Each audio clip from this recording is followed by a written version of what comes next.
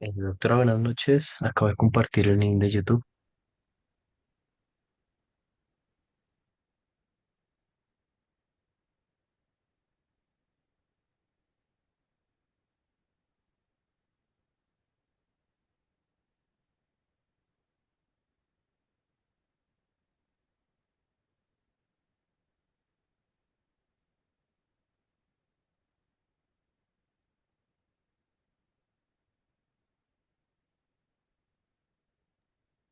Muy buenas noches para todos, bienvenidos.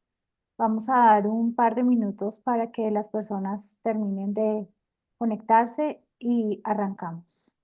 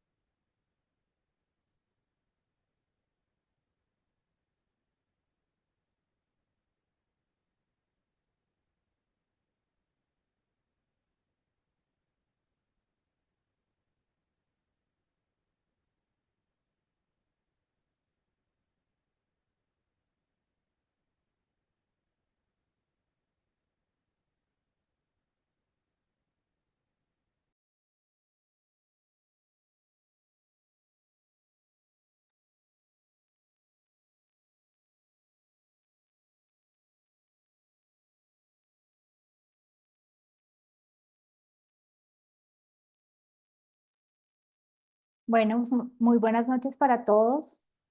Es una alegría poder celebrar hoy el nacimiento, los 110 años del doctor Ponseti y recordar su legado y su importancia en beneficio de muchas vidas, incluyendo las nuestras, porque estoy seguro que para todos nosotros la vida ha sido diferente después de conocer el método Ponseti, tanto personal como profesionalmente. Hoy tenemos dos panelistas con las mayores cualidades humanas y científicas. Ambos conocieron de primera mano al doctor Ignacio Ponseti y han sido difusores del método, cada uno de una manera diferente. La doctora Talia Sepúlveda, quien ha sido la presidenta, la primera presidente de PIA Latinoamérica y profesora de muchos de nosotros, y el doctor Thomas Cook, quien desde la universidad se ha encargado de difundir la historia del doctor Ponseti, acompañar las estrategias de salud pública para impactar a muchos en diferentes partes del mundo con el método. La doctora Dalia, conocemos todos sus credenciales, fue la primera presidente de PIA Latinoamérica, ha sido presidente de SCCOT, de la Sociedad Chilena de Ortopedia y Traumatología, es instructora y experta AO.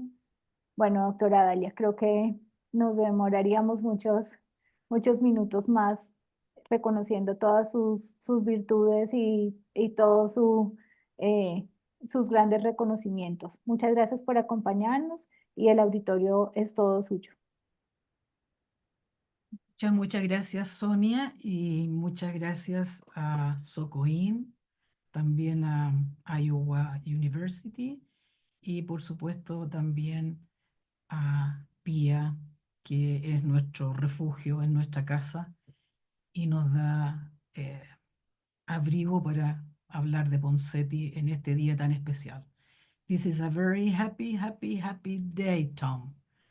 Not only because we are celebrating and commemorating Dr. Ponseti's birthday, 110, as Sonia said, but also because I had the opportunity to see you again. It's been a long time since we haven't seen each other, and we know each other probably, I will not say how many years. Yeah, yeah. I may be wrong. We all know that it's very good. Let me just put this to keep talking. It's a very long way since we get to nowadays with the Ponseti. The World Clubfoot Day was introduced in 2013 by the Ponseti International Association, PIA, and is commemorated each year on June 3rd, so it's today. Was established after the signing of the Iowa Board Declaration during the Second International Clubfoot Symposium in October 2012. Tom was already in the board of the PIA by the time that this happened. So he will let us know a lot of good memories and history of Ignacio Ponseti. But October 2012 in Iowa was very special for us in Latin America because it's the same year and the same day that we organized with the help of Jose Morcuende this unique vision and mission of us that the Ponseti method will become the gold standard treatment for the children born with clubfoot in our continent. And one of the main things that this professor has done for the Ponseti method, the life of Dr. Ponseti, is to write a book. He has been with Jose in many places around. They have done and they have built a net, a global net, with the Ponseti method as the pillar of the treatment for the kids that are born with the clubfoot. They have done education, training, they have done a net with the practitioners, with us, and with the families, and with some other foundations and some other institution or scientific societies around the world. Here is a picture of Jose and Tom in Peru, where we have such a good memories, in many other places as well. They say that this Ponseti method that changed the life of the kids is Iowa's gift to the world. It's a real pleasure and an honor to present you Professor Emeritus Tom Cook from the University of Iowa. As if it is not enough with this already said about him, he is a senior advisor for the Ponseti International Association since 2006. He is a physical therapist, a biomechanical engineer, and global health specialist.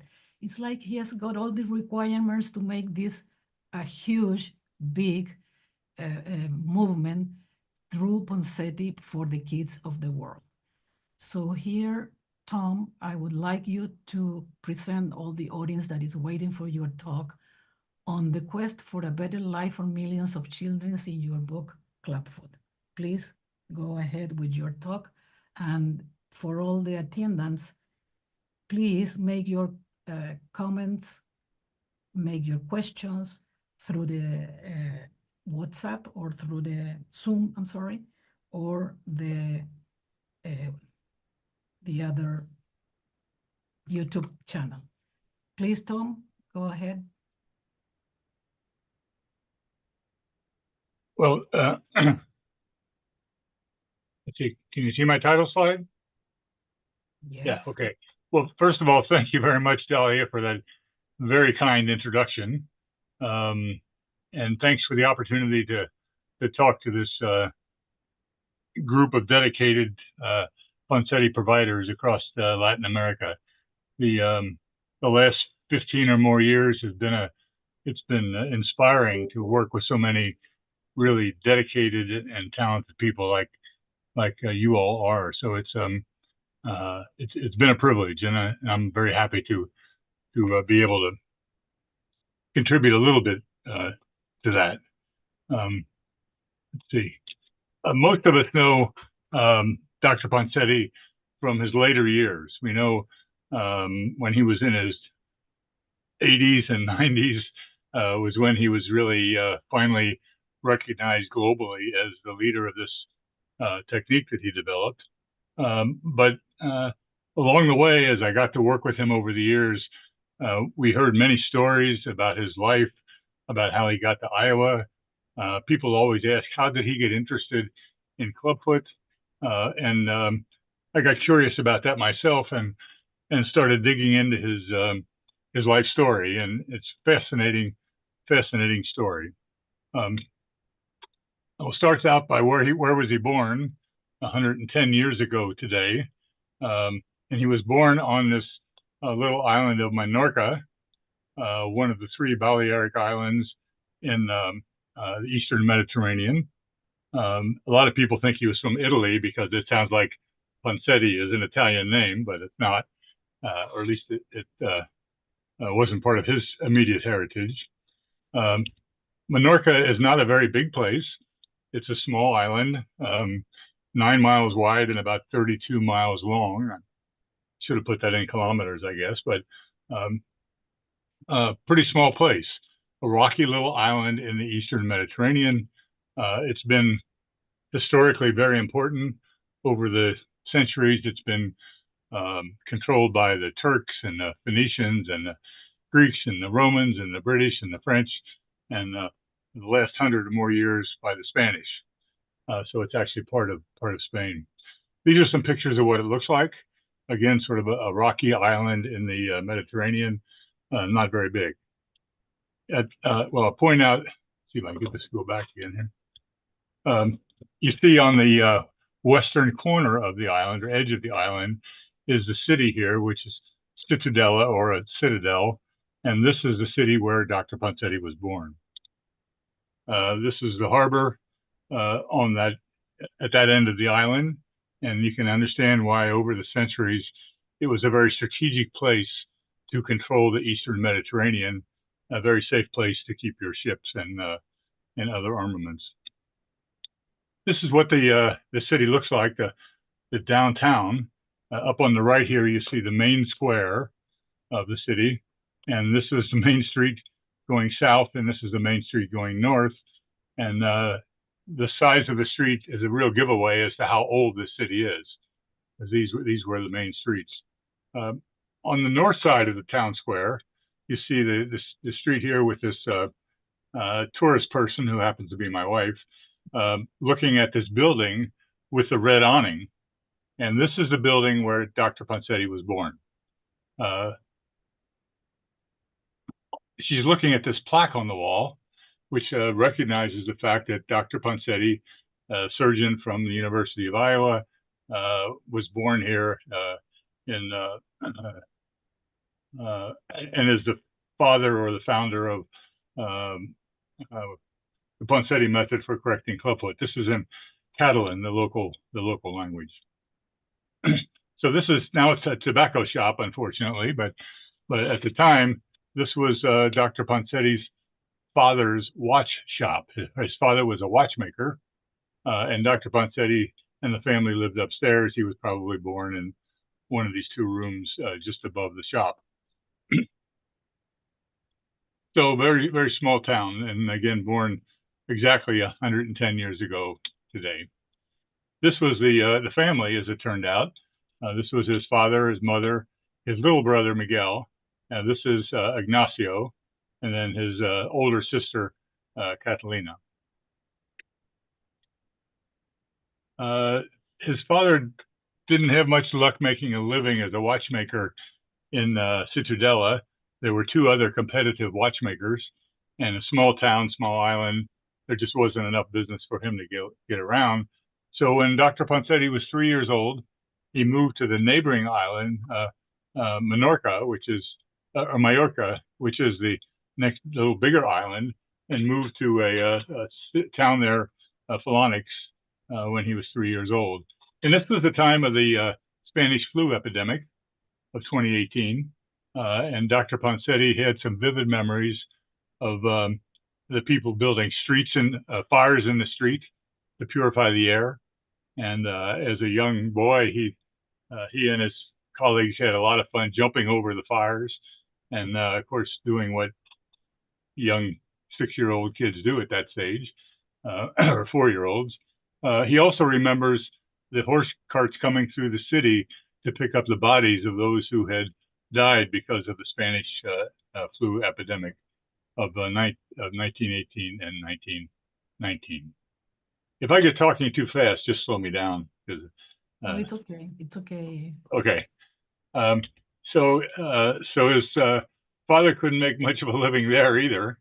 So shortly thereafter, they picked up a couple years later and moved to the capital city of the island, Palma. And when he was 6 years old, so he spent a couple years, 2 or 3 years living there. Again, his father trying to make a living as a watchmaker.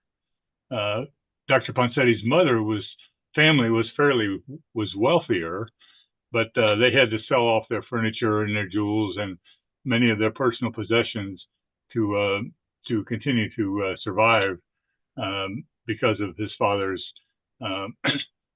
business that just never really caught on.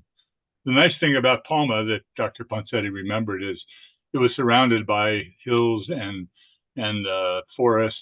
And by the time he was 6 and 7 and 8 years old, he was free to roam the countryside and developed his interest in biology and outdoors and hiking, which was certainly a lifelong passion of his.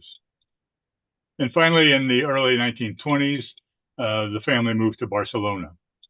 And his father actually got a good job there as a watchmaker, not only a watchmaker, but he was responsible for maintaining some of the larger clocks in the churches in Barcelona. That became his specialty, and he could make a living doing that. And Barcelona in the 1920s and 30s was a very, very exciting place. Lots of art, culture, opera, and he, although his family was not terribly interested in the arts, he had a number of school companions whose parents were, and they would take him along to many of the cultural events in the city at that time. And he, again, developed lifelong interest in particularly art, Spanish art, but also opera and theater and music. So he got quite a indoctrination in the culture of the time. He mentioned at one time he actually had a brief conversation with Picasso, who had come back in 1929 to visit his mother, who was still living in Barcelona. And he remembers that one time he was down near the waterfront in Barcelona, and there were these group of people painting there, and they stopped to look and talk to them. It turns out one of them was Pablo Picasso giving an instruction to a young artist at the beach down there. So there was that kind of an atmosphere that stimulated his interest in culture and art. This is a picture of him when he was 9 years old, his first communion picture in June of 1923. His quote was, "My mother allowed me more freedom than my father would have liked." So he was a bit of a free spirit, and apparently would go off for hours at a time, unknown to anyone, and explore the surrounding area and hike. And again, was interested in nature and biology from a very early age. He got a good education. he went to the institute you see here, and actually graduated with a degree in biology at age 17. So he was a hardworking young student and had the opportunity again in Barcelona for a really well-rounded, intense education. This is a picture of he graduated. His picture when he was going to medical school, and he says a career in biology or even mathematics in Spain was economically very difficult because you needed to join a university or college. In medicine, there were more outlets, and since he was interested in biology, he thought it was a good compromise to go into medicine to follow his interest in biology. So pretty handsome looking guy here at age 22. Fortunately, at the time, the medical school in Barcelona was really top notch. There's a lot of background politically as to the fact that the government had invested extensively in sending the professors off, the instructors off to Chicago and Boston and London and Vienna, and come back with the latest and greatest. So he really got a very high level medical education at the medical school in Barcelona. However, in the summer of 1936, he said there was a real feeling of foreboding.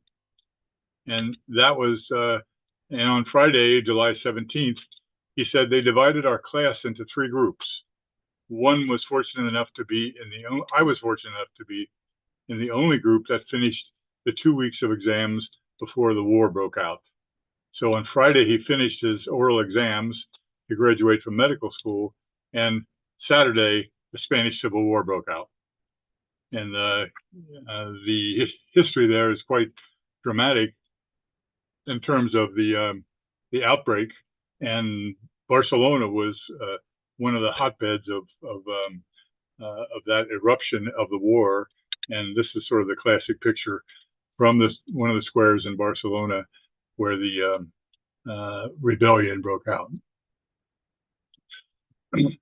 So about 3 days after he graduated from medical school, no residency, no additional training, he was volunteered to be in the Republican Army as a medical officer. So he was an Army doctor right out of school, basically. This is the first place that he was assigned, and some of the patients, here he is in the yellow oval.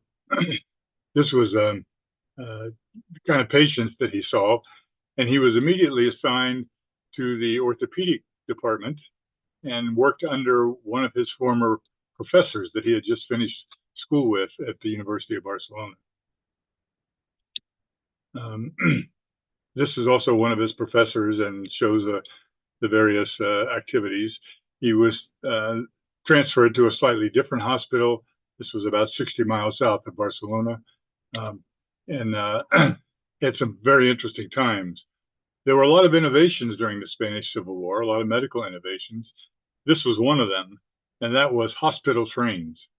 They actually developed a train system to transport the injured soldiers from the front line to the base hospitals in the rear. And you see the patients on the train. And interestingly enough, on these trains, 2 of the cars were surgical cars. So they actually were trying to do surgery on that moving train in the late 1930s. So he had some very interesting experiences as a young surgeon, as a young doctor.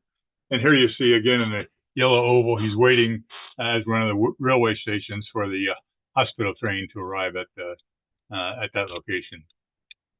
And then again, he moved to another hospital in Tarragona.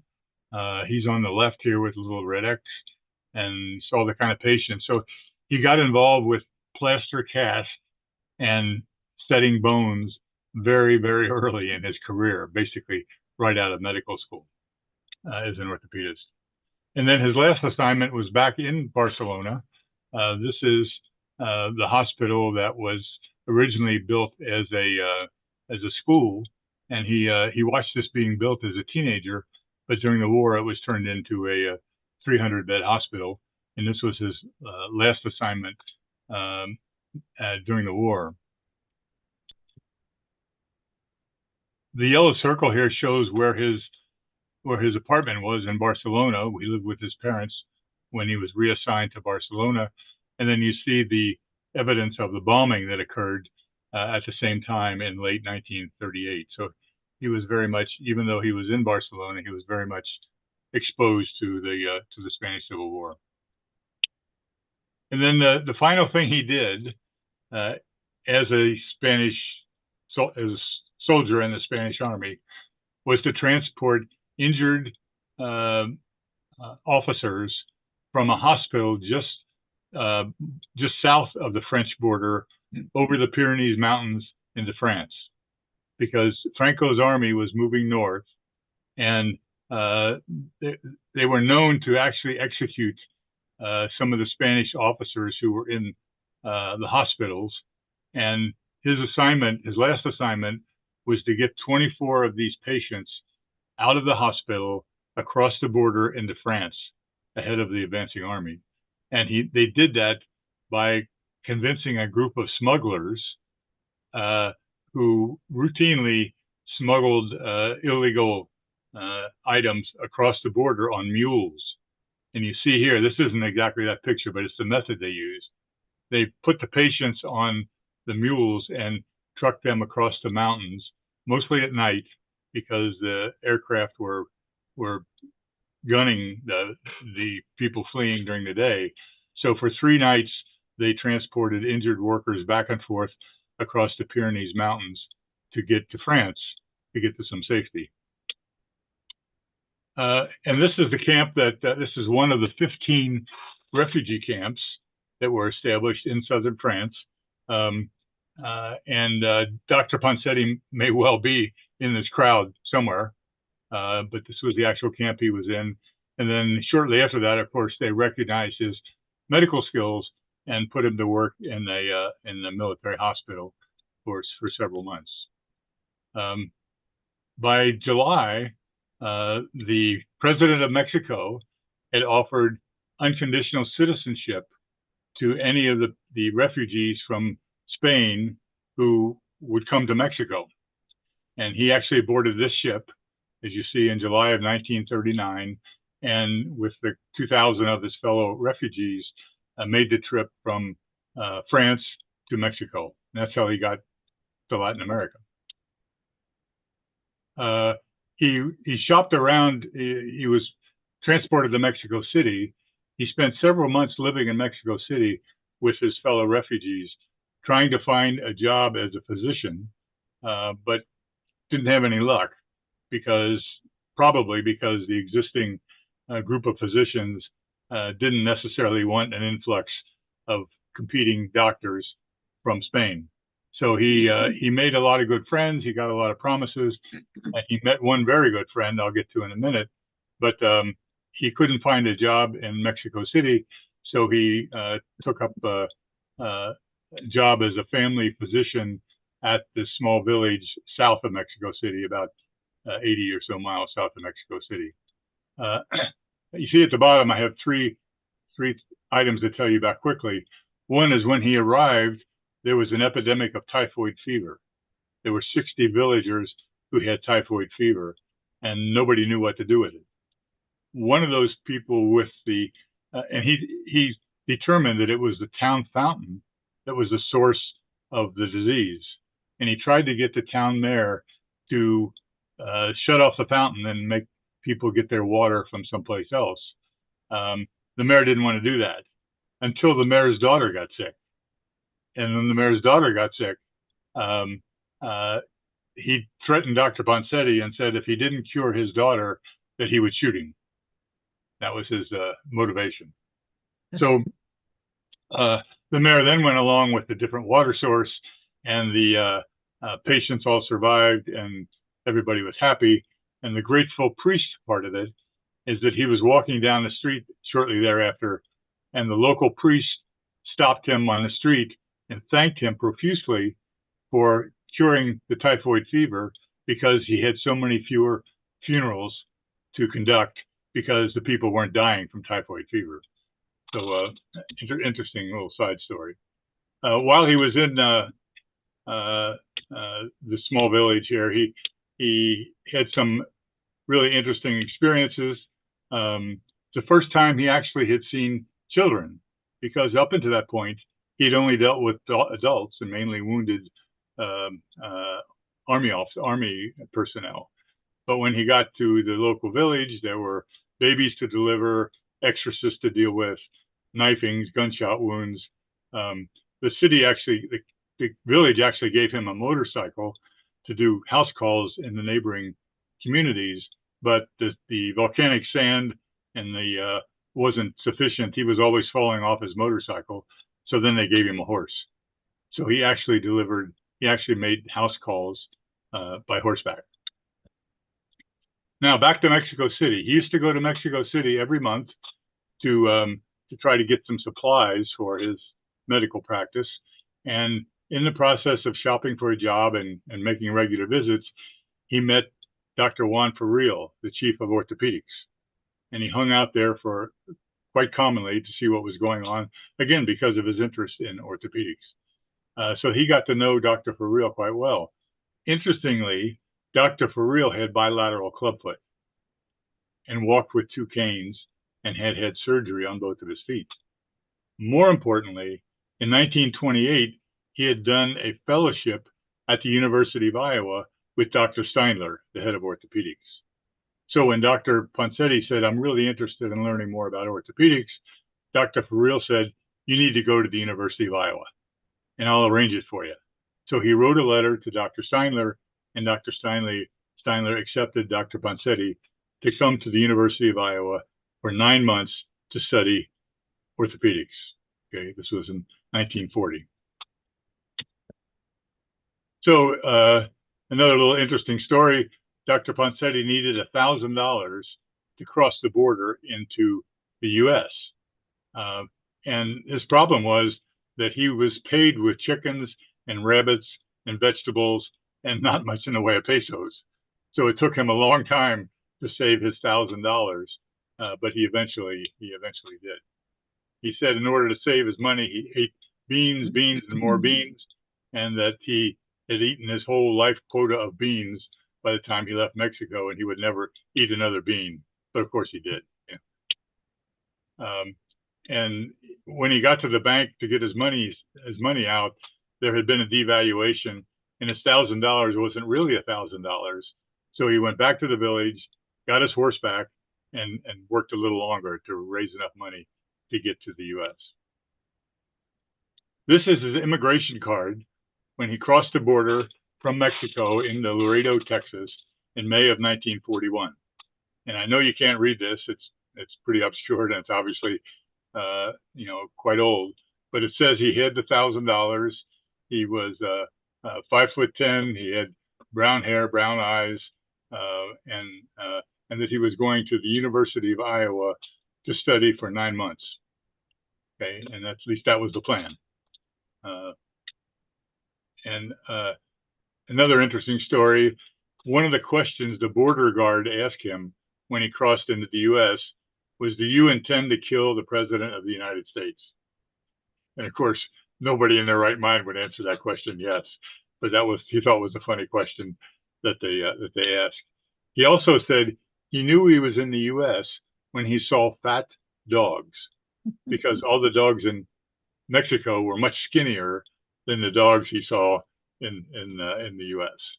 So little anecdote, things he remembered that were quite interesting.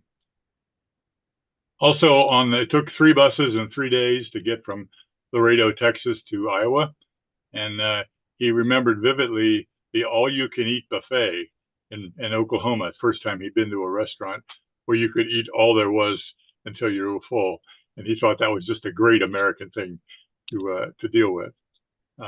As he came across Highway 6 into Iowa City, he said everything was green and lush. He arrived on Sunday, June 1st, 1941, and it was 84 degrees Fahrenheit, clear sunny skies. He said it was magnificent when he stepped off the bus. So he thought he was more than happy to be in Iowa. This was a picture of him about that time. And he said, "I made the right decision at the end of the Spanish Civil War. I came to Iowa instead of accepting General Franco's invitation to go to jail in Spain. Certainly, the U.S. and Iowa in particular had much more appeal than a Spanish jail." So he was pretty happy to finally, after his long, circuitous route, arrived in Iowa in the U.S. This was Dr. Steinler's house at the time. And when he arrived and got off the bus, he found Dr. Steinler's house. And Dr. Steinler was sitting on the veranda here, of all things, reading a Spanish play. Dr. Steinler was fluent in 6 languages, and Spanish was one of his favorite ones. So Dr. Ponseti was more than happy to realize that his new mentor in Iowa was fluent in Spanish and interested in Spanish culture. This is the Children's Hospital where he went to work. Actually, I used to have an office in this building. It's since been replaced with another building. But in 1940, this was really state-of-the-art Children's Hospital. It was designed by Dr. Steinler and housed almost 300 children at the time. In fact, it was dedicated in 1919. And interestingly, in this brochure for the dedication, it shows a little cripple on his way to health. And what's wrong with the little cripple? Clubfoot. Okay, so clubfoot was very much a part of Dr. Steinler's medical practice and what he did. Dr. Ponseti worked on a lot more things than clubfoot. I mean, obviously he's famous for clubfoot, but I can tell you I know a half a dozen patients here in Iowa City who were treated for polio by him. He was big on hip disorders, tuberculosis, and I think his real passion was scoliosis. It puzzled him until the day he died that he couldn't figure out what was going on with scoliosis. He did a lot of really interesting experiments with fish and cows that couldn't hold their heads up, and lots of other, it's a whole nother story, his pursuit of trying to understand scoliosis. But he was very much interested in many orthopedic ailments. These are just some quick pictures of what the hospital looked like where he worked back, what it looked like back in the 40s. Some of you probably pretty familiar with a lot of this. I always like this little guy. He's just real happy to have his picture taken. You can see that. Brace shop, the gymnasium, the different modalities and treatments. This actually was the physical therapy department where I worked for a little while. A lot of therapeutic pool activities for the polio patients. This was actually a hospital school. So because of the distances, children would come to the hospital for extended stays. So they actually had a school inside the hospital to keep them occupied. And this was a basket weaving class where they made baskets as part of their therapy. And also, I find this interesting. My office used to be right in this door right here, but they were big on fresh air and sunshine. And even in the coldest weather with snow on the ground, they would roll the patients outside and have them breathe fresh air and get a lot of sunshine to improve their health. Okay, Dr. Steinler was very famous. He published well over 100 papers. He wrote 9 books on orthopedics. And of course, clubfoot surgery was one of the things he was known around the world for, developing different techniques for surgical correction of clubfoot. And one of the first assignments that Dr. Ponseti got was to do a follow-up study of 24 of Dr. Steinler's patients that he had treated in the 1920s and 1930s. After he brought them back and examined them in the follow-up, he came up with this statement, said by the time they were 20 or 30 years old, these patients had stiff, weak feet. There was nothing you could do. They were not normal and they were not functional. So that's when he decided there must be a better way to treat clubfoot. So he got busy studying the anatomy, the pathology, the biomechanics, He was able to locate a number of fetal specimens, aborted fetuses, stillborn babies, and to really look inside and see what is it that was really going wrong with these kids. Another interesting sidelight is this bottle of whiskey, because every year at Christmas, he gave the director of the morgue at the university a bottle of whiskey so that he would keep his eye out for specimens of clubfoot of the bodies that came through the morgue. So he did whatever he had to do to advance science, let's say. And interestingly, by 1949, 1950, he pretty much had it figured out. This is a patient from 1950, okay? And you can see that what their foot looked like at 2 months and what they looked like at 10 years old. In fact, we interviewed a lady about 2 years ago who he treated in June of 1949. And she's just had a normal, active life ever since. She's in her late 70s now. So he actually, got busy with clinical trials, started applying what he had learned from his laboratory studies. And even in the early 1950s, he had this pretty well figured out. The problem was he couldn't convince anybody. He published his first significant study in 1963, and in the Journal of Bone and Joint Surgery. And he later said this work was not read carefully, the deformity was not understood, and the work was ignored for 30 years. So he had quite a difficult time convincing his colleagues to pay attention. In the 1960s, he demonstrated this technique to New York University, and they called him a crazy old man. He published another study in 74. He published another study in 80, and a couple others in between, and no one would pay any attention. They thought this only worked for farm kids in Iowa who wore big boots and walked in the mud, and that people and kids in New York City would never respond to this treatment. In 1996, he wrote a book, and some of you have probably seen this, and copies are still available, where he put together all of his research, all of his thinking, all of his case studies, again, to try to convince the medical community that this was a better way to treat clubfoot. The real breakthrough came in the late 1990s when he published on the new website in the hospital website called the Virtual Hospital. He published a statement that parents of infants born with club feet can be reassured that their baby, if otherwise normal, when treated by expert hands, will have a normal looking feet with normal function. So once the buzz got out on the internet, a few parents came from all over the country. He corrected their feet, and then they went out and told other parents. So it really was, he couldn't convince the medical community for 40 years, but once parents caught on, they started demanding. They went, when they went to the doctors, like, do you do the Ponseti method? So the doctors were forced to pay some attention after the parents spread the word. And here's just a couple examples. This is Karen Moss from South Africa, who's having a big celebration today in South Africa, a big symposium. Another couple from Las Vegas. And you can see the number of messages that were posted on the early internet as word spread that it was that there was a non-surgical way to correct clubfoot.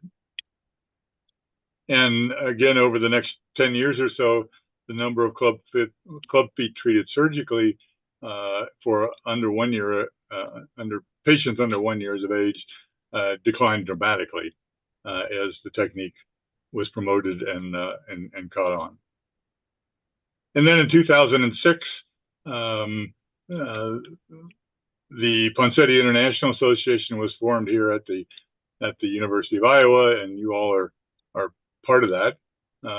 And the activities of PIA over the years have been very many, just some listed here in terms of practice guidelines, multiple symposiums. Two things I would just, can't go into everything. Here's the picture, Barcelona. I think Dolly is in here somewhere, right? The symposium that we had in 2014 in Barcelona was the third one. and a number of other activities. And that's a whole nother story. I would say two of the things I'd mentioned out of the many that Ponseti International has sponsored is World Clubfoot Day, which we're celebrating today, and the idea that it's an opportunity to draw attention to the Ponseti method, to draw attention to clubfoot, and to rally support for treating the kids born with this shortcoming. And then, of course, training. And, of course, Dr. Mokwende is the penultimate champion with a couple hundred trips around the world in the last 10 years to promote this technique and to train others to train others to train others, so that it can ultimately reach every kid everywhere. And then there's been support from quite a few organizations, and I think in Latin America especially, we've had some really good support from Rotary International and the Rotarian Action Group for Clubfoot.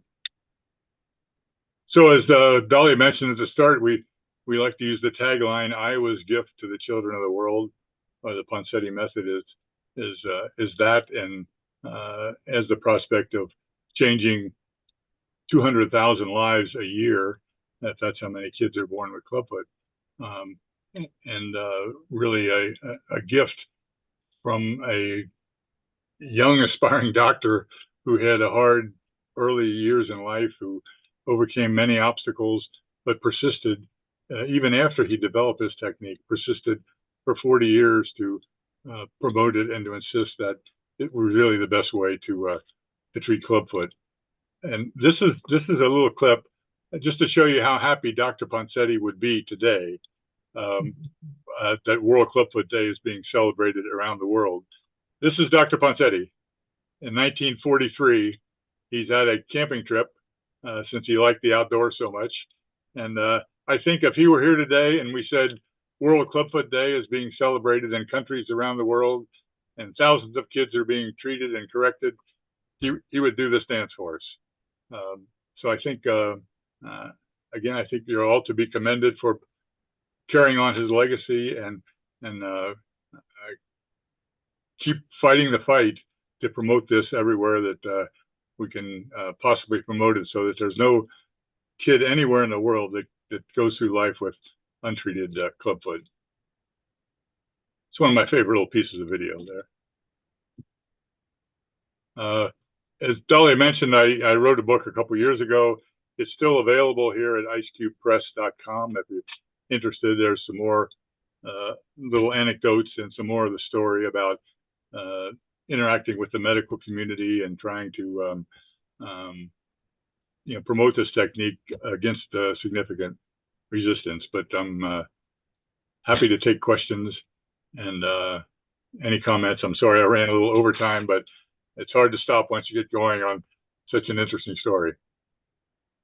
Oh, well, it's worth to hear this history from you, Tom. Thank you so much for let us know some secrets, some parts of the life of our master, Dr. Ponseti. It's I'm not sure, but it's kind of a strange thing. It's for us that he came to Latin America directly. Maybe is that the relationship that he had with us, because we know that in Latin America, we were convinced a little bit earlier probably than other parts of the world. And maybe that it's because he was so close to us. He had in his memory, and he had some kind of a... Yeah, I think his time, his time in Mexico, I think, and was really formative because, again, that's the first time he actually dealt with children and infants, and saw, was able to apply the skills he developed in his military service in terms of casting and manipulation. At the time of the Spanish Civil War, there was a lot of controversy about, do you dump a bunch of sulfur into wounds and bandage them? And the theory that was developed in a couple of the doctors in Vienna at the time said, no, leave it alone, immobilize it, and let let nature heal the wounds and the bones, and as opposed to dumping all the sulfur drug, all the powder and whatever. So I think he was able to apply his newfound thinking about how to treat fractures and so on to a problem like clubfoot. So it was very opportune connection to have the skill set that he developed as a military surgeon and then applied to a problem like clubfoot. Of course. Yeah, through your history as well, we see that the world has not changed that much. It is still very difficult to go from Mexico to USA. Yeah, And yeah. I'm not sure how much money do they have to pay now, but it's certainly something that is still in our societies. We have a couple of questions, Tom, that do you know why Dr. Ponseti did not stop working after he retired? Is something Good. that you had an opportunity to comment on with him? Yeah, good question. In 1984, he was forced to retire because at the time the university had 70 years old as a cutoff. So the law at the time said he couldn't work beyond 1984 because he was 70 years old. So for 2 or 2.5 years before they changed that requirement, they rescinded it so he could come back. But for those 2.5 years, he took art lessons, and he was quite an amateur artist. His son sent me 3 or 4 of his sketchbooks, and he was very much into art and actually built a little room on his house as an art studio. But he wasn't satisfied with that at all. And he used to come and visit the clinic, even though he wasn't allowed to treat patients. 2.5 years later, they changed the regulation so that he could come back. And again, he wanted to come back and take care of his babies, as he would say. You know, he just wasn't about to sit home or do something else when he knew he could help out these little kids. So he was just driven to teach what he knew to others and to apply it. So, you know, he didn't work full time. He would be there 3 or 4 days a week, but he was still traveling, teaching, promoting. It was just his passion, and he wasn't about to stop. Yeah, well, Kept I going. met him. I met him by 1999, and it was for sure that he didn't want to stop. No. That passion, that spirit, he passed through us, because all of us have that kind of I don't want to go home and just do nothing. It's for us, it's something relaxing to be there. We like it. We try to do it better and better and better. And so it's interesting that we also have that passion that he gave us. You know, he had a stroke 5 days before he died in October of 2009, And he was at and work. he had that stroke in his office at the hospital. Yeah, yeah, he was still. So he was on the job to He the was very still end. hands-on. Yeah. Yeah. There is can you stop your sharing your Yeah, sure. screen, please? There is another question that it's a little bit technical. 2 questions in one, really.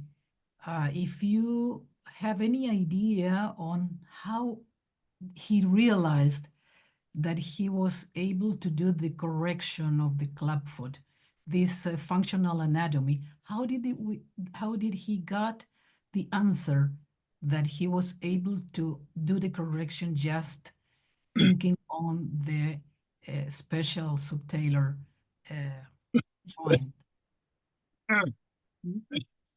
Excuse me. Well, I think he had just, you know, as a scientist, he had done enough thinking about it. He'd done enough work with these stillborn babies and aborted fetuses, and really studied the anatomy and understood that, you know, tendons and ligaments would respond to force and to pressure and to changes. I think he was just convinced of how elastic or how plastic the human foot was, And I think once he understood the sequence that he needed to realign things, I think he was just convinced, almost theoretically, that it would work. Because he had done his homework, he had understood, really from the science that it was going to work. So, and then, he took X-ray movies of his own feet, and went to great lengths to really understand what it is he was trying to do. So I think he was just determined to do it, and he probably tried some other things that didn't work. We didn't hear about those, but I doubt that stopped him. He was convinced. Do you know who made this model based on those observations of the functional anatomy? Yes, that's another interesting story. He wanted to teach the method, and he wanted to be able to demonstrate it. And he heard that there was a gentleman by the name of John Mitchell who made anatomical models for medical schools. A small little business in the town of Nichols, Iowa, which is a town of about 200 people, not far from here. So he went into in the early 90s. He and his wife Helena went to visit John Mitchell, and John remembers he walked in and said, "I'm Dr. Ponseti. I treat kids with clubfoot at the university. I need you to make me a foot model." So he worked with John Mitchell for months with different versions of that model, until he got just what he wanted in terms of the elastic cords and the arrangement. So that's how that came to be the plastic model. And later, of course, he went back to John Mitchell and said, "I need you to make me a brace."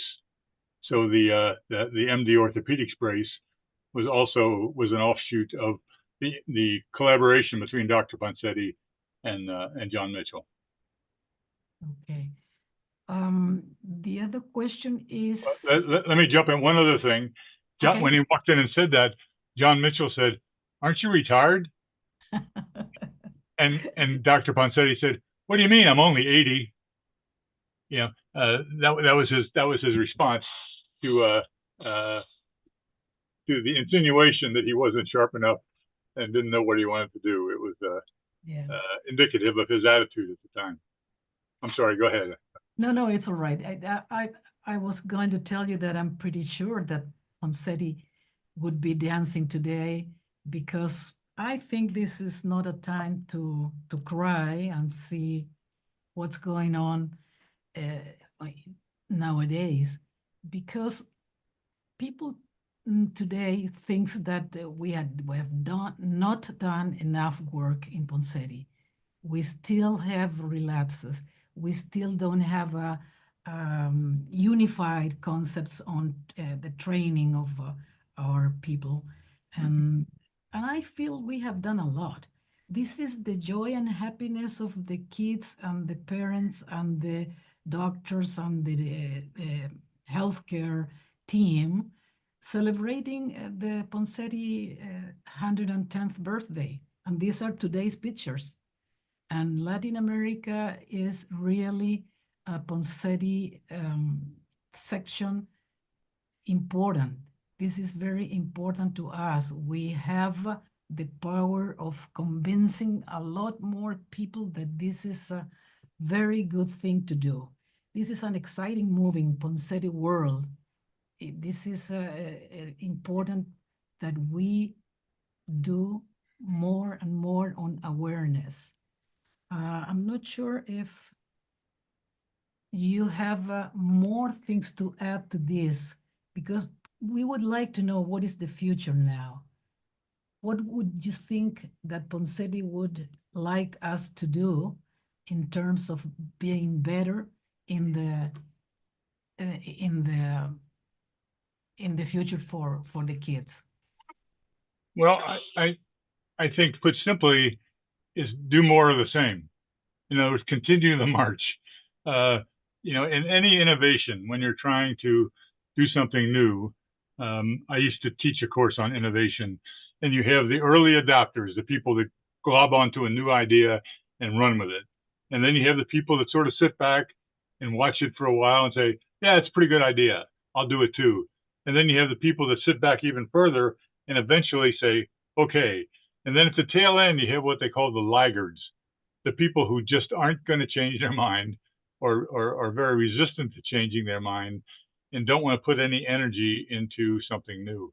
So I think you just got to keep pushing over the hill on that and make progress in small increments, one physician at a time, one institution at a time, one patient at a time, and not go back. It's too important. You know, it's a kid's life. You know, it's a future, and I think we need to just not get hung up on little details or personalities or money, and just keep an eye on the vision. And Dr. Ponsetti's vision is that there would be no kid in the world who would go through life with untreated club foot, and that's realistic. You can do that.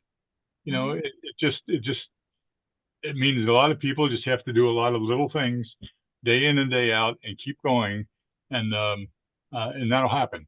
That'll happen. Yeah, I agree with you, Tom. We can do it. We can do it and we have to do it.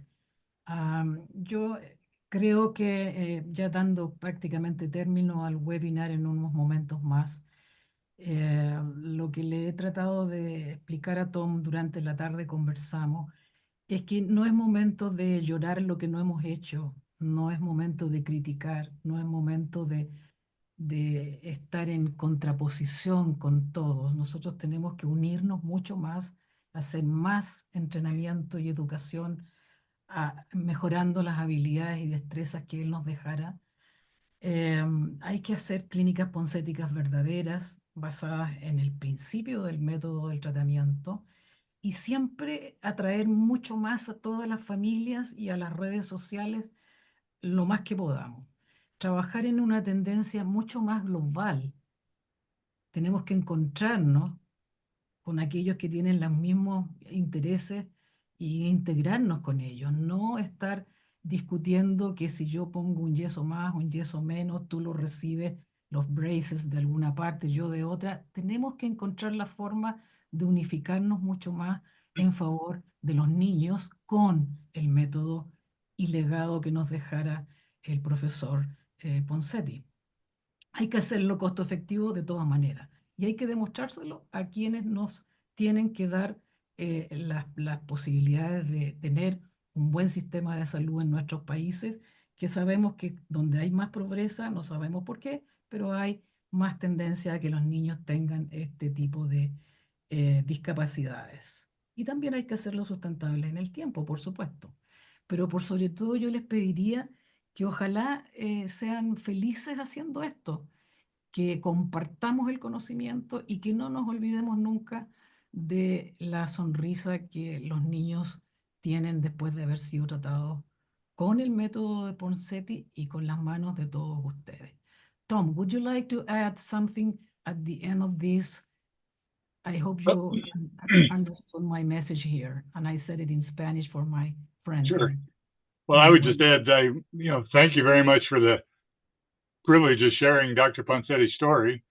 And thank you all for what you do day in and day out, treating these kids. It's a real tribute to Dr. Ponseti and a tribute to all of you and your profession as healers and life changers. And I commend you for that, and I encourage you to keep going. Keep doing it. It's life changing, and you're to be commended for your efforts. And thanks for the opportunity to be part of it over the years. Thank you very much, Tom. Sonia, I will leave you to close, please. Muchísimas gracias. Thank you, Dr. Cook. It was a pleasure for us to hear your conference. It was amazing to hear in this day the history, and especially from you. Thank you because of this passion you show us is the same passion we have. And I have seen the lives of many children, but of many of my colleagues changed due to Ponseti method. And this is the same passion we share from Iowa to Chile and through all Latin America. Yeah. Thank you very much. Muchísimas gracias a todos por su asistencia. Creo que ha sido fantástico escuchar hoy al doctor Cook, oírlo de primera mano. Quiero darle paso al doctor Ricardo Mosquera, que nos quiere recordar algo sobre nuestro curso de SLAOTI. Vamos a tener un curso precongreso. Vamos a abrir la posibilidad de presentar casos clínicos y que los discutamos, perdón, en esta sesión. Ricardo, buenas noches. Gracias, Sonia. First of all, thank you, Thomas, for your kind lecture. It was wonderful to know about Dr. Ponseti and how he comes to America. Yeah. Very nice. El anuncio que les quería decir es para el congreso que tenemos en octubre, tenemos planificado hacer un curso precongreso sobre la patología de el pie equinovaro. Creo que ya había coordinado con Sonia, creo que va a ser como para 50 participantes y ese se va a llevar a cabo en la tarde del día 23 de octubre en el Hotel Sortis, que es la sede del Congreso 11º de la Sociedad Latinoamericana de Ortopedia Infantil.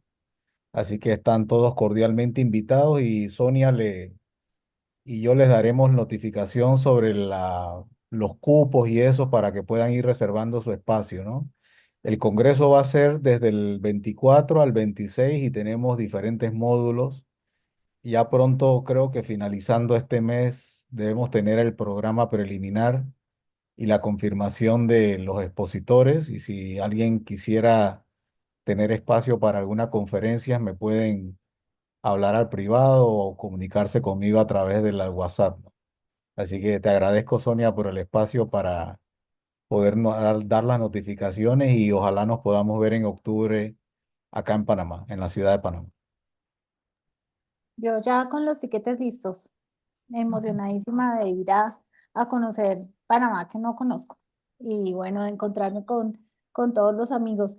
Vi que el doctor Morcuende logró conectarse un momento. Sé que estaba en un momento de viaje justo, pero nos encantaría que cerrara esta reunión, doctor Morcuende. Gracias por acompañarnos. Hola, lo siento que no haya podido estar más activo, que estábamos conduciendo a Chicago, que vamos a salir mañana de viaje. Muchísimas gracias.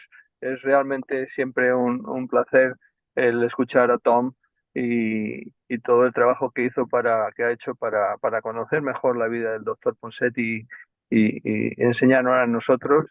Y también decir que hoy es un día muy emocionante porque representan los 110 años del doctor Ponseti y estando todos aquí con el ánimo que tenemos y las ganas de trabajar y la ayuda que estamos dando a los niños y a las familias es algo muy, muy emocionante. Así que solo deciros que sigamos todos juntos, que trabajemos juntos para, para dar mejor vida a los niños. Gracias. Gracias, doctor Morcuende. Muchísimas gracias a todos. Ha sido un tiempo fantástico. Esperamos vernos pronto y tendremos en un par de meses nuestro siguiente webinar que les anunciaremos con suficiente tiempo. Queda grabado este webinar en el link de YouTube para que lo puedan compartir y para que quienes no se pudieron conectar por diferente razón lo puedan hacer ahora. Un abrazo para todos y feliz noche. Gracias. Besitos.